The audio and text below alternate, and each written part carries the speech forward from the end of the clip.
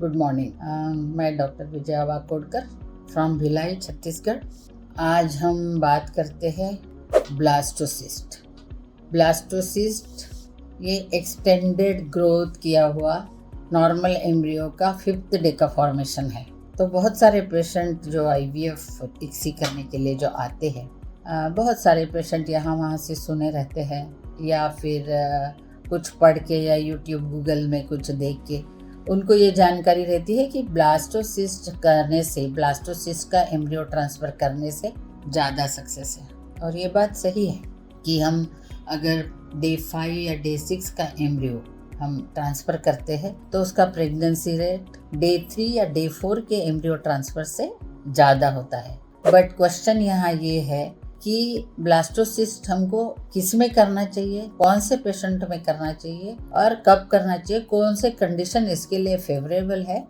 तो मेरे हिसाब से जो पेशेंट नॉर्मल है उनके एम्ब्रियोज ज़्यादा बनते हैं, फॉलिकल्स बहुत मिले और डे 3 के एम्ब्रियोज मोर देन 5 या मोर देन 7 हमारे पास है, तो उनकी ग्रोथ देख के, और बहुत सारे उसमें से ग्रेड 1 एक्सीलेंट एम्ब्रियोज है, तो उनको हम ब्लास्टोसिस्ट में डेवलप करने के लिए 2 दिन और एक्सटेंडेड कल्चर मीडिया में रख सकते हैं। और वहाँ उसमें से फिर एक बेस्ट एम्ब्रियो उनको ब्लास्टोसिस्ट अगर ट्रांसफ़र करते हैं तो सिंगल एम्ब्रियो ट्रांसफ़र ही होता है एंड वो अच्छे से सक्सेस देता है।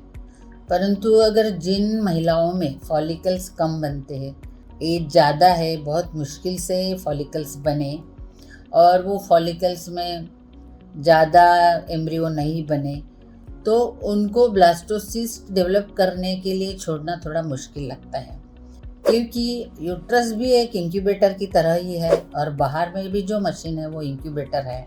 तो अगर ये हमको कम एम्ब्रियो मिले और उनको हम ब्लास्टोसिस्ट करने के लिए छोड़ देते हैं और 2 दिन, तो गारंटी नहीं है कि एम्ब्रियो ब्लास्टोसिस्ट तक जाएगा। वो नष्ट भी हो सकता है, डिक्रीज हो सकता है साइज़ में, तो फिर हमारे हाथ में कुछ भी नहीं रहता। इन सच केसेस हम डिसाइड करते हैं कि इनके जो हम नॉर्मली 2 या 3 एम्ब्रियो ट्रांसफ़र करते हैं डे 3 या डे 4 का, तो ये जो एम्ब्रियो मिलते हैं हम चांस लेते हैं कि कभी कभी ये एम्ब्रियो भी डाल के सक्सेस हमको मिल सकता है। ब्लास्टोसिस्ट यानी क्या है? ब्लास्टोसिस्ट के अंदर एक फ्लूइड का सिस्ट होता है, आउटर लेयर होती है एक्ट्रोफोएक्टोडर्म होती है और अंदर में जो कैविटी होती है उसको ब्लास्टोसिल कहते हैं। और जब वो डे 6 के बाद वो पंक्चर होके जो आउटर मास होता है वो जाके प्लासेंटा बनता है और इनर मास जो है वो बेबी में फॉर्म होता है। बट उसके लिए ग्रेड 1 का ब्लास्टोसिस्ट बनना बहुत ज़रूरी है।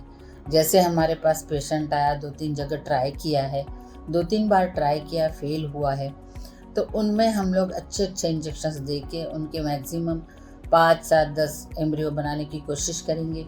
उसमें अगर डे 3 को 8 सेल या 10 सेल वाला एम्ब्रियो हमको अच्छा मिलता है, more than 3, more than 5 embryos grade 1 के मिलते हैं, तो उन केसेस को हम लोग ब्लास्टोसिस्ट डेवलप होने के लिए छोड़ते हैं। दूसरी बात यह है कि जो लोग फेलियर होते हैं और बहुत परेशान हुए रहते हैं, उनको तो वो तो डिमांड करते हैं, हमको ब्लास्टोसिस्ट ही चाहिए मैडम, हमने बहुत किया, बहुत कोशिश हो गई, अभी हम परेशान हो गए फाइनेंशियली भी और मेंटली भी।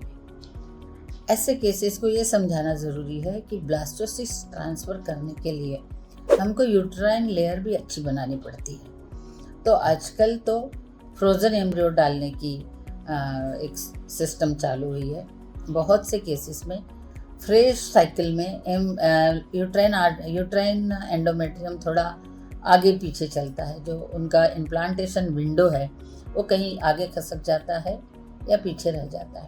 तो ये फ्रेश साइकिल में उनका ट्रांसफ़र ना करके सारे ब्लास्टोसिस्ट हम फ्रीज कर ले और नेक्स्ट साइकिल में उनका एंडोमेट्रियम अच्छी तरह से बनाए, एस्ट्रोजन प्रोजेस्टेरॉन का कॉम्बिनेशन दे के, and then every 5th day उनका सोनोग्राफी कलर डॉपलर देख के उनका यूट्रस का लाइनिंग बरोबर है कि नहीं, it should be more than 7 millimetre, और कलर डॉपलर में uterine artery flow up to the endometrium अगर जाता है, स्पंजी एंडोमेट्रियम बनता है, तो वो आइडियल सिचुएशन होती है ब्लास्टोसिस्ट को ट्रांसफ़र करने के लिए।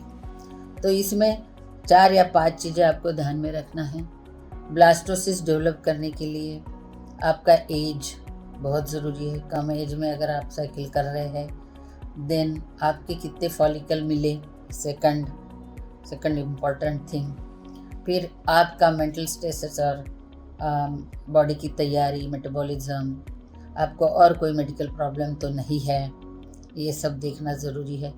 आपकी एंडोमेट्रियम लाइनिंग डे 2 से चालू करते हैं, डे 5, डे 7, डे 11 हम लोग चेक करते हैं उसमें कैसी है, आपके हार्मोन्स लेवल कैसे है, ये सब देखने के बाद। और ब्लास्टोसिस्ट 100% गारंटी उसमें भी नहीं है, बट डेफिनेटली डे 3 और डे 4 के एम्ब्रियो ट्रांसफ़र से ब्लास्टोसिस्ट का ट्रांसफ़र का सक्सेस रेट बहुत अच्छा है। सो डिस्कस करिए अपने डॉक्टर से, अपने कंसल्टेंट से। खुद का डिसीजन नहीं होना चाहिए, डॉक्टर से बैठ के डिस्कस करिए कि क्या करना चाहिए। डेफिनेटली हम ब्लास्टोसिस्ट ट्रांसफ़र करने के फेवर में रहते हैं, बिकॉज हमको भी पता है कि इसका सक्सेस रेट ज़्यादा है, but depend upon all this condition हम डिसाइड करेंगे और आपको जल्दी से जल्दी सक्सेस देने का कोशिश करेंगे। तो ब्लास्टोसिस्ट के लिए आप अपने नियर बाय कंसल्टेंट, जहाँ पे भी आप ट्रीटमेंट करते हैं, वहाँ काउंसलिंग आपकी होनी चाहिए और उसके बाद ब्लास्टोसिस्ट ट्रांसफ़र के लिए आप जा सकते हैं।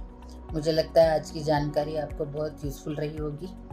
मेरे चैनल को सब्सक्राइब करिए, ज़्यादा से ज़्यादा लोगों को ये जानकारी होनी चाहिए, क्योंकि IVF के लिए जो भी पेशेंट आता है उसको थोड़ी बहुत अपने केस के बारे में जानकारी होनी ज़रूरी है, तभी तो वो डॉक्टर के साथ अच्छा डिस्कशन करेंगे। तो ये जानकारी शेयर करिए, चैनल सब्सक्राइब करिए। धन्यवाद।